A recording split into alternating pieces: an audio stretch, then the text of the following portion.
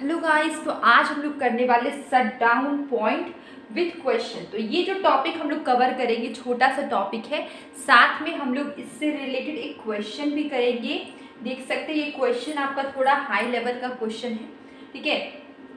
तो चलिए छोटा सा टॉपिक कवर करते हैं, शट डाउन पॉइंट, ठीक है। हमने ब्रेक इवन पॉइंट पढ़ा है, शट डाउन पॉइंट देखिए आज हम लोग करने वाले शट डाउन पॉइंट। तो कब ऐसा कौन सा सिचुएशन है जहाँ पे फर्म्स को लगता है कि अब काम नहीं हो पाएगा, अब काम बंद करना पड़ेगा, तो ऐसा कौन सा सिचुएशन है, इसको हम लोग डिटेल में जानते हैं, ठीक है। तो ये जो शट डाउन पॉइंट है ये refers to a situation when firm is able to cover its variable cost, ठीक है। शट डाउन पॉइंट तब आता है जब एक ऐसा सिचुएशन है जब firm is able to cover its variable cost, वो सिर्फ वेरिएबल कॉस्ट को ही कवर कर पा रहा है, ठीक है। जैसे कि क्या होता है कि जब भी हम प्रोडक्शन करते हैं तो हमारा टोटल कॉस्ट लगता है, जिसमें दो तरह की कॉस्ट आती है, एक वेरिएबल कॉस्ट और एक होता है फिक्स्ड कॉस्ट, ठीक है।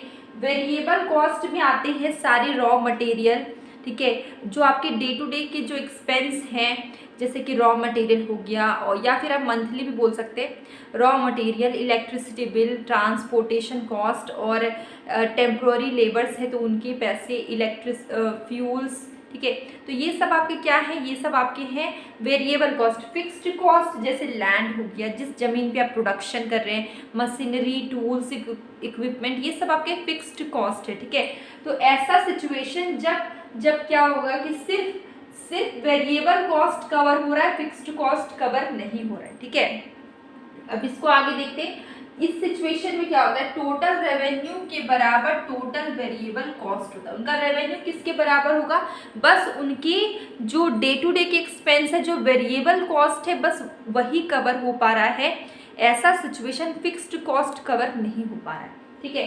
तो ये देखिए टोटल रेवेन्यू, फिर इसको हमने दोनों को आउटपुट से डिवाइड कर दिया, टीआर को भी आउटपुट से डिवाइड कर दिया, टीबीसी को भी आउटपुट से डिवाइड कर दिया। तो जब TR is equal to TVC होता है तब AR is equal to AVC भी होता है, ठीक है।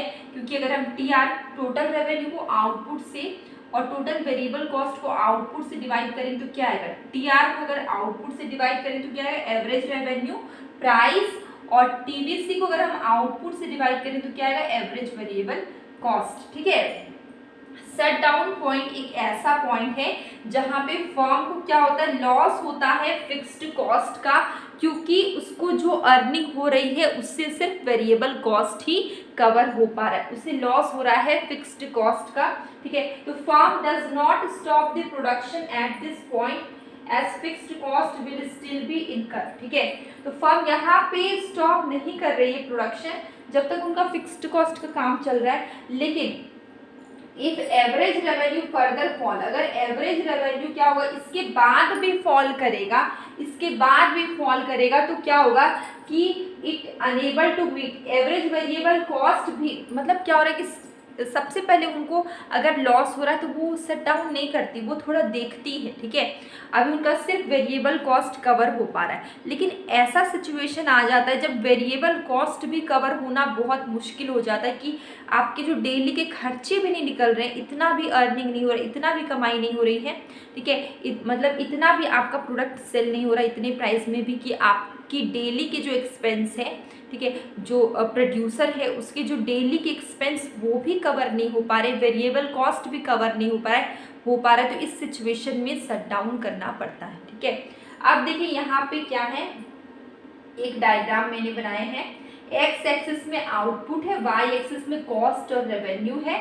अब देखिए ये आपका एवरेज रेवेन्यू है, ठीक है, ये आपका शट डाउन पॉइंट है जहाँ पे एवरेज रेवेन्यू के बराबर एवरेज वेरिएबल कॉस्ट है। मतलब इस पॉइंट पे जहाँ पे इतने ही पैसे आ रहे हैं कि बस एवरेज वेरिएबल कॉस्ट कवर हो पा रहा है, ठीक है। एवरेज रेवेन्यू मतलब जो अर्निंग आ रही है, ठीक है, वो बस इतना ही आ रही है कि सिर्फ वेरिएबल कॉस्ट ही कवर हो पा रहा है। पर इसके बाद अगर ऐसा हुआ कि और भी इससे भी कम पैसे आने लगे कि एवरेज वेरिएबल कॉस्ट भी कवर नहीं हो पा रहा है, तो इस सिचुएशन में क्या होता है कि शट डाउन करना पड़ता है, ठीक है।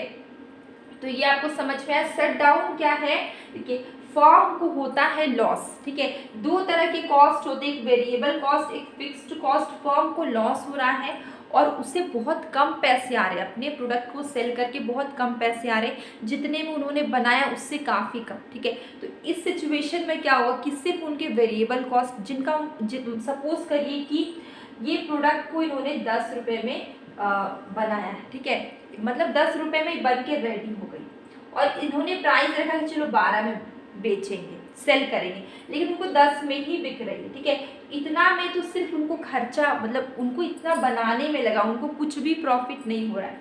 ठीक है, तो वो कुछ टाइम तक इस कंडीशन में काम करेंगे, लेकिन जब 10 रुपये बनाने में खर्च लग रहा है और उन्हें 8 रुपये आने लगेंगे तो उनका वेरिएबल कॉस्ट भी कवर नहीं होगा। इस सिचुएशन में क्या करना होगा, शट डाउन करना होगा। ठीक है, कम से कम मिनिमम उनको एवरेज मतलब जितना उनको डेली का एक्सपेंस है वो भी कवर नहीं हो पा रहा है, तो इस सिचुएशन में क्या करना पड़ता है, शट डाउन करना पड़ता है। ठीक है, अब इससे एक रिलेटेड मैंने क्वेश्चन लिखा है, ताकि ये आपका देखिए यहाँ पे मैंने क्वेश्चन लिखा है, which of the following are sufficient to determine the shut down point of multi commodity firm in the short run. ठीक है, शट डाउन की बात करते हैं, ऐसा कौन सा सिचुएशन में शट डाउन करना पड़ता है। यहाँ पे देखिए मल्टी कमोडिटी फर्म है। ठीक है, देखिए कुछ ऑप्शन है, variable cost of operation, marginal revenue received, average variable cost of operation और एवरेज मार्जिनल रेवेन्यू रिसीव्ड। ठीक है, तो